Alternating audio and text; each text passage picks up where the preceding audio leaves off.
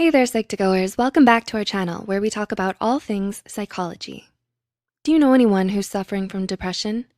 According to the American Psychological Association, depression is the #1 most rampant psychiatric condition worldwide. Still, most of us are unaware of its nature and causes. Making an effort to better understand it makes you more compassionate and better able to help those suffering from it. Before we begin, we would like to make a quick disclaimer. This video does not serve the purpose of self-diagnosis. Rather, it aims to help you understand the disorder better.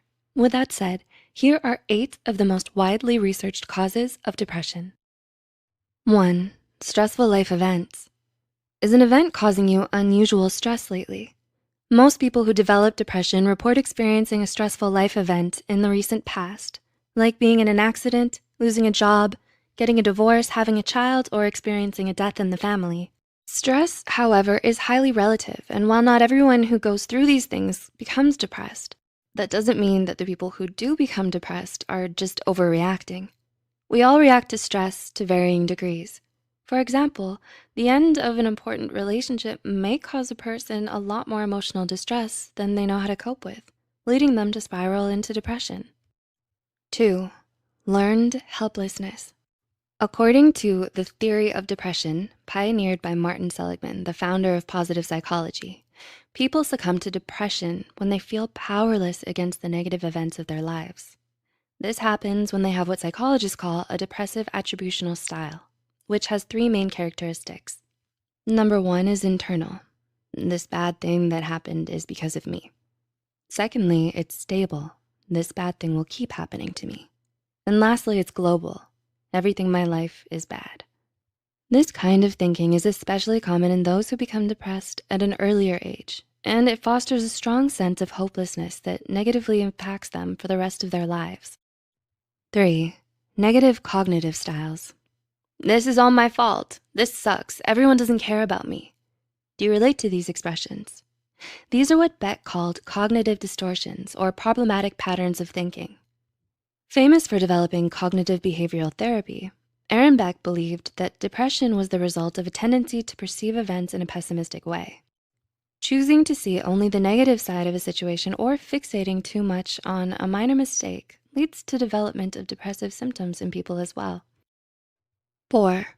Hormonal imbalances. Do you feel an increase in your irritability and anxiety as of late? Are you struggling with mood irregularities or poor appetite?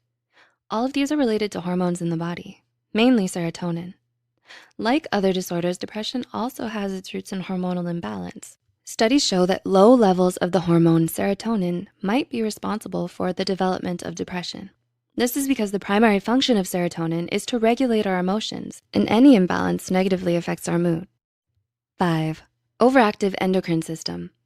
The endocrine system is the mechanism in the body responsible for releasing hormones. Research shows that an overactive endocrine system can result in an oversupply of stress hormones, which is common in those diagnosed with depression. This is most likely because stress hormones have an adverse effect on our neurons and leads to shrinkage of the hippocampus over time. The hippocampus is the brain region responsible for sleep regulation, short-term memory, concentration, and other cognitive processes. 6. Family history of depression. Do you have a family member who has been diagnosed with depression or bipolar disorder? If so, this makes you nearly 3 times more likely to develop depression, and having an identical twin with depression puts you at 80% more risk of developing the disorder yourself, more so than having a depressed fraternal twin. This is because studies suggest that depression is a genetically heritable disorder. This does not, however, mean you are bound to suffer from it. It just means that you're more susceptible to it. 7. Dysfunctional home life. Growing up in an abusive family can leave a lot of psychological damage on a child. And sadly, most victims of early childhood abuse, whether it's physical, emotional, or sexual, go on to develop depression, anxiety, PTSD, and other trauma-related disorders when they get older. Coming from a broken family or being abandoned by a parent at a young age also puts the person at greater risk of depression, as well as having a parent or caregiver die when a child is still young. And 8, lack of social support. Last but certainly not least, a lack of social support is an important contributing factor to a person's depression. Having few or no close, meaningful relationships in your life makes it harder for you to be emotionally vulnerable with someone and cope with your emotions in a healthy, functional way. It leads you to feeling isolated and disconnected from those around you, fostering strong feelings of loneliness and worthlessness that could worsen into depression if left unresolved. Do you relate to any of these points mentioned in the video? A combination of several different factors that may vary from person to person can all lead to developing this disorder.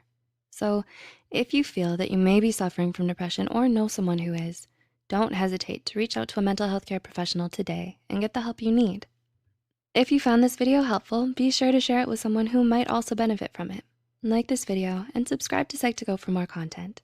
As always, thanks for watching.